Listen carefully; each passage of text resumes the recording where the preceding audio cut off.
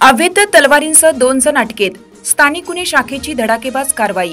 सेलू उपविभागात कायद्याला हात घालणाऱ्यांना पोलिसांनी चोख प्रत्युत्तर दिलं आहे।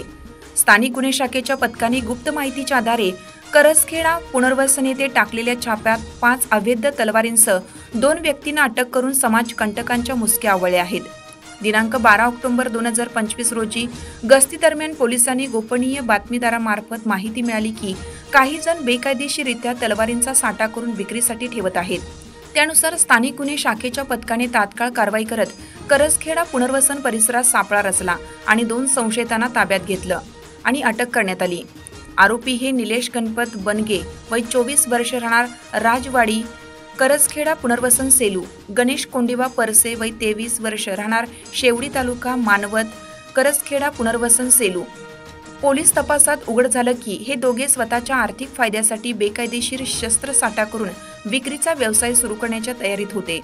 त्यांच्या ताब्यातून 5 धारदार तलवारी हस्तगत करण्यात आल्या असून त्याची एकूण किंमत सुमारे 10,000 रुपये इतकी आहे। या प्रकरणी गुन्हा रजिस्टर नंबर 510/2025 अंतर्गत कलम 4(25) भारतीय शस्त्र अधिनियम तसेच कलम 3(5) भारतीय न्यायसंहिता प्रमाणे गुन्हा नोंदवण्यात आला असून दोघांवर कठोर कायदेशीर कारवाई सुरू आहे। ही कारवाई माननीय पोलीस अधीक्षक श्री रवींद्रसिंह संतोषसिंह परदेशी यांच्या मार्गदर्शनाखाली व अपर पोलीस अधीक्षक श्री सूरज गुंजाळे यांच्या नेतृत्वात करण्यात आली।